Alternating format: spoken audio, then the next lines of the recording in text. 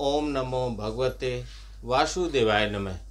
नमस्कार, मैं ज्योतिषाचार्य वरुण प्रकाश ज्योतिष के आज के संस्करण में आपका स्वागत करता हूं। सभी सनातनी परिवार के सभी सनातनी भाई बंधुओं का हमारे चैनल एस्ट्रोलॉजर विथ वरुण प्रकाश में आपका बहुत दिल से स्वागत है। सनातन धर्म, सनातन परिवार से जुड़ी हुई हर एक बात, हर एक जानकारी आप तक पहुँचे, आप तक पहुँचाने का हर एक प्रयास मैं करता हूँ, जिससे आप अपने सनातन धर्म को, अपने धर्म को, अपनी जिम्मेदारियों को, अपने कार्य को, अपने पुण्य कर्म को, अपने अच्छे, अपने बुरे, अपने क्या अच्छा क्या नहीं, क्या करना चाहिए क्या नहीं करना चाहिए, सब कुछ समझें, अपने बारे में समझें, जिससे समाज में आप तरक्की करें, विकास करें। क्योंकि समाज में और धर्म है, मैं नहीं चाहता कि हमारा धर्म किसी भी मामले में पीछे रह जाए। वह तभी संभव है जब आप अपने चीज़ों के बारे में समझेंगे, जानेंगे और उसको पालन करने की कोशिश करेंगे। तो आज का वीडियो मेरा रहेगा आपका, आपने सुना होगा, बहुत वीडियो आपने देख लिया होगा, मैं आपको बता रहा हूँ, बहुत वीडियो आपने देख लिया होगा चैनलों पे कि आप शनि की 7.5 ही चल रही है बहुत जगह। मैंने कुछ लिख के रखा था तो वो पेपर में ढूंढ रहा था। शनि देव ने गोचर किया है। वैसे 2025 में कुछ बड़े गोचर हुए होंगे जो बहुत समय के बाद गोचर होते हैं। जैसे शनि देव 2.5 साल के बाद गोचर करते हैं, उनका गोचर 2025 में होगा। बृहस्पति देव, राहु और केतु देव जो धीरे धीरे गोचर करते हैं, इन लोग के गोचर का 2025 पे बहुत ज़्यादा प्रभाव पड़ेगा।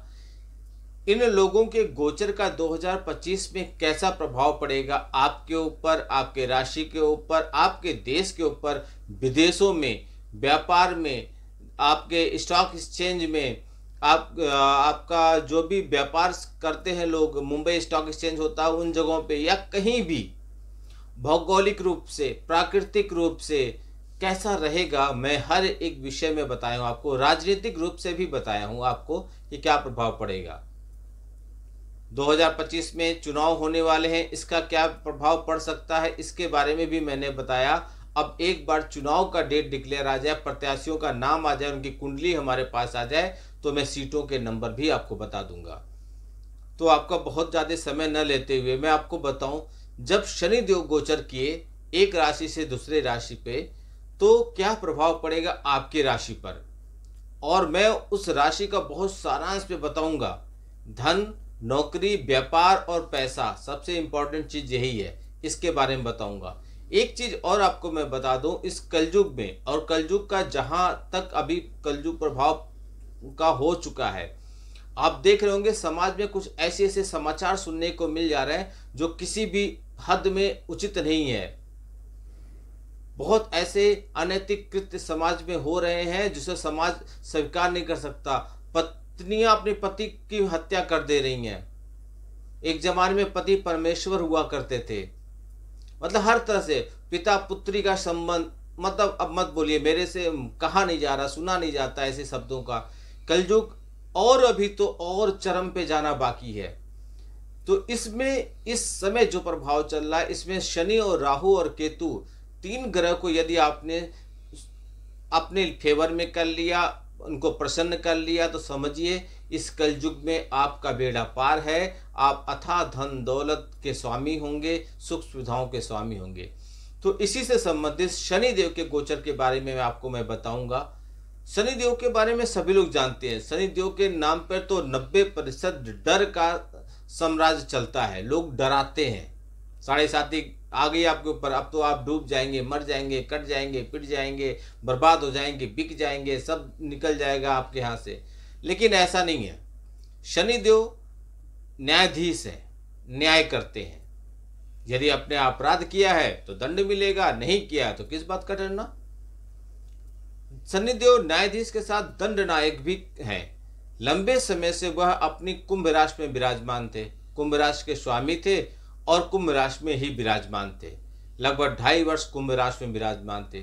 मेरे घर के स्वामी मेरे पिता हैं। अचानक से वो घर छोड़ के चले जाएं, तो क्या उसका प्रभाव आपके घर पे नहीं पड़ेगा? निश्चित तौर पे पड़ेगा। आपने बहुत जगह सुने होंगे कुंभ राशि है तो शनिदेव चांदी के पाए पे आ गए हैं तो ये ऐसा हो जाएगा, वैसा हो जाएगा, आप अमीर बन जाएंगे, करोड़पति बन जाएंगे, ये कर लीजिए, वो कर लीजिए। और बहुत ऐसे उपाय लोग बताते हैं धन का, आप ये कर लीजिए, आप धनवान बन जाएंगे। अरे भैया, सभी लोग के पास मोबाइल है आज के ज़माने में, हर जगह इंटरनेट है। दुनिया में बहुत सस्ता प्लान हमारे इंडिया में चलता है इंटरनेट का, सभी लोग देखते हैं। सभी लोग कर करके ना अमीर करोड़पति सब बन गए होते, अगर आपके इतने कहने से कोई हो जाता तो। ऐसे नहीं होता है।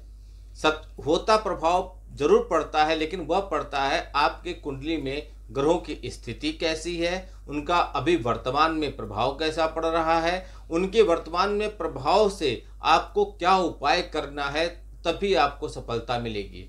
मान लीजिए आज मैंने बोल दिया कि आपको कोई राशि है, आपको नीलम पन्ना या जो भी रत्न पहनने के लिए मैंने बोल दिया, तो यह नहीं है कि उसको जीवन भर पहनना, आपको पहनने धारण करना है। जब तक उस ग्रह का नकारात्मक प्रभाव है, जब तक उस ग्रह का नकारात्मक प्रभाव आपके ऊपर पड़ रहा है, विपरीत प्रभाव पड़ रहा है, ग्रह दोष है, तब तक वो फायदेमंद रहेगा। जब वो ग्रह आपके फेवर में आ जाएगा, उस समय उस रत्न को निकाल दीजिए, क्योंकि ग्रह खुद ही सपोर्ट कर रहा है। अब ग्रह को मजबूत करने की जरूरत नहीं है। इसलिए आप लोग कुंडली का विश्लेषण अवश्य कराइए अपने। आपकी कुंडली आपकी जीवन रेखा है, आपका आधार कार्ड है, उसमें सब कुछ आपके बारे में लिखा है। आप क्या कर पाएंगे जीवन में, आपको क्या मिलना, क्या मिलना चाहिए, कब क्या मिलेगा, सब कुछ लिखा हुआ है। अब उसको समझ लिए, यानी कि आप अपने जीवन को पूरा पढ़ लिए। तो जीवन को जिसने पढ़ लिया वह गलतियों करेगा नहीं, गलतियों से सीखेगा, क्या समस्याएं आने वाली उसके बारे में अलर्ट रहेगा, उपाय किए रहेगा, कुछ बाधा ही नहीं आएगी, आराम से जीवन उसका सुखमय तरीके से कट जाएगा। कुछ विशेष प्रयोजन, जैसे आपको विशेष तौर पे कोई लग्जरी गाड़ी चाहिए, लग्जरी घर चाहिए, कोई विशेष, कोई आपका पैसा ले लिया फंस गया, कोई विशेष तौर पे कुछ विशेष प्रयोजन है, तो उसके लिए आपके कुंडली को देखकर आपके लिए विशेष प्रयोजन किया जाता है, जिससे आपको वह चीजें प्राप्त हो जाती हैं। असंभव नाम की कोई चीज नहीं होती है, बशर्ते कर्म आपको करना है। तो लंबे समय से शनिदेव कुंभ राशि में विराजमान थे, जहां के वो स्वामी हैं, वहां से अब वो निकलकर बृहस्पति के, शनि कुंभ राशि में थे जहां के स्वामी शनिदेव थे, अब कुंभ राशि के स्वामी निकलकर मीन राशि में गए हैं, जिसके स्वामी बृहस्पति हैं। यानी कि बृहस्पति के अधिपत्य वाली मीन राशि में प्रवेश कर चुके हैं। 29 मार्च को शनिदेव मीन राशि में प्रवेश कर चुके हैं। अब मैं आपको भी एक चार्ट पर या एक बोर्ड पर चार्ट बनाकर वैसे भी समझा सकता हूं, आप वहां भी समझ सकते हैं, लेकिन आपको वहां से समझने पे ज़्यादा ठीक है, वहां से भी समझ में आएगा। लेकिन यदि आप ध्यान से सुनेंगे, पूरी बातें सुनेंगे, तो मुझे वो बोर्ड की ज़रूरत नहीं पड़ेगी। डिजिटल बोर्ड हमारे पास नहीं है, हमारे पास इतनी इनकम नहीं है, क्योंकि हम आपसे जो भी फीस लेते हैं उसका 50% तो हम तो सेवा में लगा देते हैं। गौ सेवा, वृद्धा आश्रम, अनाथालय, पशु सेवा में लगाते हैं, जहां से आपको लाभ मिल जाए। इसलिए हम इतने धनवान या इतने पैसे वाले नहीं हैं कि हम अब डिजिटल बोर्ड खरीद लें, लेकिन हमारे पास मार्कर वाले बोर्ड है जिससे मैं समझा सकता हूं। लेकिन मुझे लगता है कि यदि आप ध्यान से इसको सुनेंगे तो ही भी आप सब कुछ समझ जाएंगे। तो 29 मार्च को शनिदेव का गोचर 30 साल के बाद मीन राशि पर हुआ है। 30 साल के बाद क्यों? जब शनिदेव एक राशि से निकल के फिर दोबारा उसी राशि में आने में 30 वर्ष लगा देते हैं। 2.5 वर्ष वो सभी एक राशियों पर रहते हैं, क्रम से वो आगे चलते रहते हैं।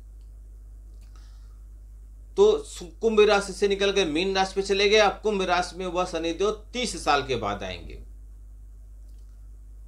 तो इस लंबी अवधि तक मीन राशि पे जब शनिदेव रहेंगे, लगभग 2.5 वर्ष तक रहेंगे, तो उसका प्रभाव हर जीवधारियों पर पड़ेगा। मैंने इसके बारे में एक विस्तृत वीडियो बना के दिया है, आप देख लीजिए चैनल पे जाकर। इसीलिए मैं बोलता हूँ चैनल को सब्सक्राइब कर लीजिए, लाइक बटन दबा दीजिए, जिससे आपको हर वीडियो समय पे मिलता रहे।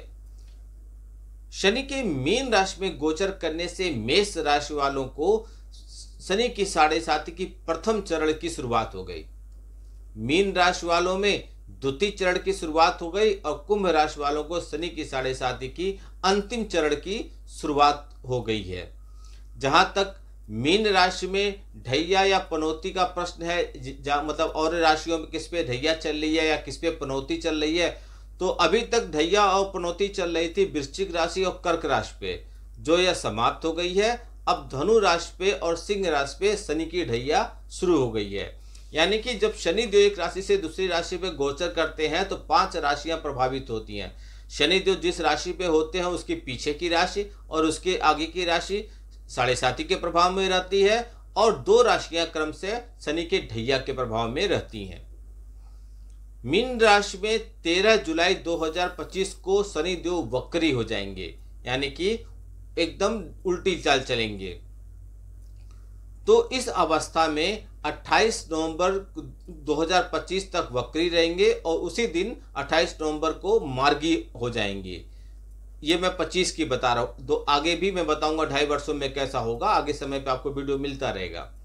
मीन राशि में शनि महाराज के होने से देवगुरु बृहस्पति के ज्ञान की राशि में जब शनि गोचर करेंगे तो विभिन्न अवस्थाओं से गुजरेंगे। कई गोचर होंगे, जैसे वह गुजरेंगे बृहस्पति के नक्षत्र से पूर्वा भाद्रपद नक्षत्र से, फिर अपने नक्षत्र में जाएंगे उत्तरा भाद्रपद नक्षत्र में, फिर बुध के नक्षत्र में जाएंगे रेवती नक्षत्र, यानी कि कई नक्षत्रों से होकर गुजरेंगे।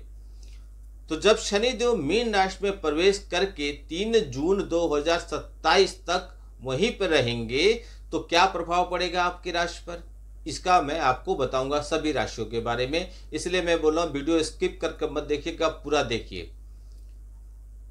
गुरु देव बृहस्पति 14 मई 2025 को इनका भी गोचर हो रहा है। आपको मैं बताया था कि शनि गोचर तो 29 मार्च को हो गया, इसके बाद किसका गोचर होगा।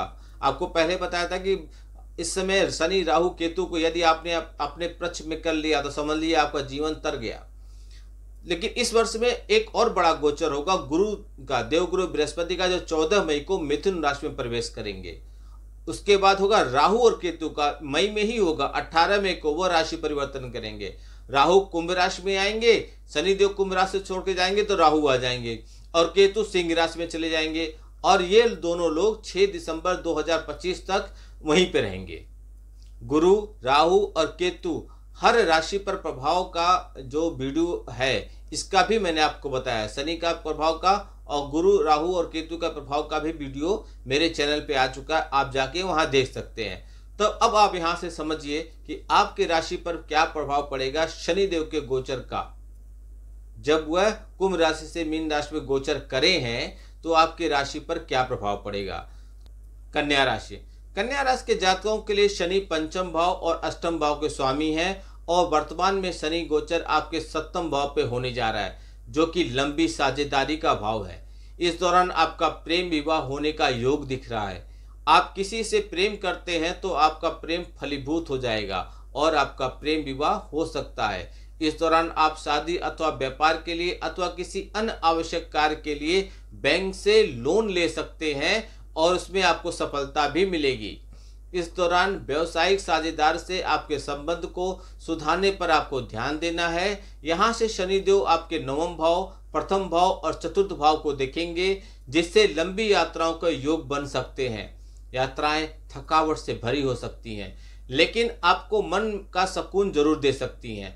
परिवार के सदस्यों में सामंजस्य की कमी जुलाई से नवंबर के बीच देखने को मिल सकता है, जिससे घर का माहौल कुछ कमजोर सा रहेगा। इसलिए इस दौरान आपको धैर्य से काम लेना होगा। यह गोचर दीर्घकालीन निवेश और विदेश व्यापार के लिए अच्छा संयोग बनेगा। वैवाहिक संबंधों में उतार चढ़ाव की स्थिति आपको परेशान करेगी, इसलिए आपको अपने रिश्तों में सच्चे, ईमानदार और वफादार बन के रहना है, ताकि आपका वैवाहिक जीवन सुखद रहे। आप उपाय के तौर पर शनिवार के दिन छाया दान करना शुरू कर दीजिए। छाया दान के लिए कुछ विशेष विधि है, वह आप हमसे संपर्क कर लीजिए, हम आपको बता देंगे।